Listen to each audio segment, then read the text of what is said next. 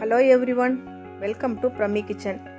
இன்னைக்கு வித்தியாசமான சுவையில ஒரு ஸ்வீட் ரெசிபி எப்படி செய்யறதுன்னு பார்க்கலாம் வாங்க. 120 கிராம் அளவு இருக்கிற இந்த கிளாஸ்ல எல்லாமே அளந்து எடுத்துக்கிறேன். 1 கிளாஸ் பாசிப்பருப்பு, 1 கிளாஸ் கடலைப்பருப்பு, 1 கிளாஸ் கோதுமை. இந்த மூணையும் தனித்தனியா கடாயில வறுத்து எடுத்துக்கணும். முதல்ல நான் வந்து கடலைப்பருப்பு எடுத்துர்க்கேன். கடலைப்பருப்பு கொஞ்சம் வறுபடுறதுக்கு லேட் ஆகும். சிம்லயே வச்சு தான் வறுக்கணும். கலர் ரொம்ப மாறாம வறுத்து எடுத்துக்கணும். இப்ப பாருங்க கடலைப்பருப்பு வறுத்தாச்சு. இது ஒரு பாத்திரத்துல மாத்தி வச்சிடுறேன். அடுத்து கோதுமை எடுத்துக்கிறேன். கோதுமையும் லோ ஃப்ளேம்ல வச்சு தான் ட்ரை ரோஸ்ட் பண்ணி எடுத்துக்கணும். கோதுமையை நல்லா ரோஸ்ட் பண்ணி எடுத்தாச்சு. இதையும் ஒரு பிளேட்டுக்கு ட்ரான்ஸ்ஃபர் பண்ணிடுறேன். அடுத்தது பாசிப்பருப்பு வறுத்து எடுத்துக்கலாம். பாசிப்பருப்பு மட்டும் கொஞ்சம் சீக்கிரம் வறுபட்டுரும். மற்ற ரெண்டும் தான் வறுக்கிறதுக்கு கொஞ்சம் லேட் ஆகும். பாசிப்பருப்பு பாருங்க ஒரு 2 நிமிஷத்துல வறுத்து எடுத்துடலாம். கோதுமையும் கடலைப்பருப்பும் வறுக்கிறதுக்கு மட்டும்தான் ஒரு 5 7 நிமிஷம் வரைக்கும் டைம் எடுக்கும். பாசிப்பருப்பு வந்து சீக்கிரமே ஆயிரும். வறுத்து எடுத்தாச்சு. எல்லா பருப்புமே ஒரு அரை மணி நேரம் நல்லா ஆறட்டும். இதெல்லாம் வறுக்கும் போதே வர்ற வாசனை சூப்பரா இருக்கு. இதெல்லாம் ஒன்னா சேர்த்து மிக்ஸி ஜார்ல பவுடர் பண்ணி எடுத்துட்டு வந்துடலாம். பொடி பண்ணியாச்சு. நல்லா இந்த அளவு நைஸ் பவுடரா இருக்கணும். நான் 3 கிளாஸ் எடுத்ததுல எனக்கு 3.5 கிளாஸ் பவுடர் வந்துச்சு. அதுல 1 கிளாஸ் மட்டும் நான் இன்னைக்கு ஸ்வீட்டுக்கு எடுத்துக்கிறேன். இந்த கதம்ப கேக் கண்டிப்பா கடையில கிடைக்காது. நம்ம தான் வீட்ல செய்யணும்.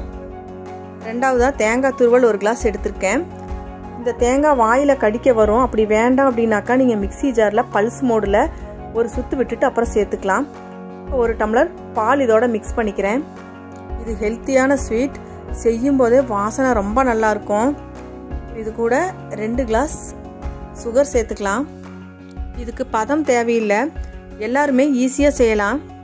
கடைசியா 1 கிளாஸ் நெய் சேர்த்துக்கிறேன். நெய் பிடிக்காதவங்க ஆயில் சேர்த்துக்கலாம். இது 7 கப் கேக் கிடையாது. மொத்தமா பாத்தீங்கன்னாக்கா 6 கப் தான் வரும். 1 கப் மாவு, 1 கப் தேங்காய் துருவல், 1 கப் பால், 2 கப் சர்க்கரை, 1 கப் நெய். அடுப்புல வைக்கிறதுக்கு முன்னால எல்லாத்தையும் நல்லா மிக்ஸ் பண்ணிக்கலாம். மாவு வறுத்து பொடி பண்ணியிருக்கிறதுனால கட்டி தட்டாம நல்லா எல்லாமே மிக்ஸ் ஆயிரும். இப்படி பாருங்க மேலே இப்படி நிக்கிறது வந்துட்டு வேற ஒன்றும் இல்லை, தேங்காய் நான் அப்படியே போட்டேன் இல்லையா, அதுதான் அப்படி நிக்குது. அதுக்குள்ள ஒரு ட்ரேல 1 ஸ்பூன் நெய் போட்டு ஈவனா எல்லா இடத்துலையும் ஸ்ப்ரெட் பண்ணி விட்டுக்கலாம். இப்போ இந்த மிக்சிங்கை அடுப்புல வச்சாச்சு. ஒரு 15 நிமிஷமா நான் வந்துட்டு கிளறிட்டு இருக்கேன். இப்போ பாருங்க 15 நிமிஷத்துக்கு பின்னால பால் நெய் எல்லாமே அப்சார்ப் பண்ணி நல்லா ஒரு பர்ஃபி பதத்துக்கு வந்துருச்சு பாருங்க. எப்போ ஸ்வீட் செய்யும் போதும் அடி கனமான பாத்திரம் எடுத்துக்கணும். அப்போதான் அடி பிடிக்காம வரும். இப்போ பாருங்க வானலில் ஒட்டாமல் வர்ற பதத்தில் எடுத்து இப்போ தட்டில் கொட்டிடலாம். இதை ஈவனாக ஸ்ப்ரெட் பண்ணி விட்டுக்கலாம். ஒரு ஸ்பூனில் அடியில் நெய் தடவிட்டு எல்லா பக்கமும் இப்படி ஒரே மாதிரி தட்டி விட்டுட்டு கொஞ்சம் நேரம் நல்லா ஆற விட்டுறலாம். அதுக்கு பின்னால் நம்ம பீஸ் போட்டு எடுத்துக்கலாம்.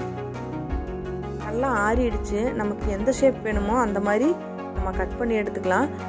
எனக்கு வந்து 1 டம்ளர் மாவுக்கு வந்துட்டு 18 பீஸ் வந்துச்சு. பருப்பெல்லாம் வறுத்து பொடி பண்ணி வச்சிட்டோம்னாக்கா நம்ம எப்போ விருப்பப்படுறோமோ அப்போ உடனே எடுத்து இதை செஞ்சு கொடுத்துடலாம். ரொம்ப நல்லா இருக்கும். கண்டிப்பாக இந்த ஸ்வீட்டை நீங்களும் உங்கள் வீட்டில் ட்ரை பண்ணுங்க. சுவைப்போம், மகிழ்வோம். மீண்டும் ஒரு புது சுவையுடன் சந்திப்போம்.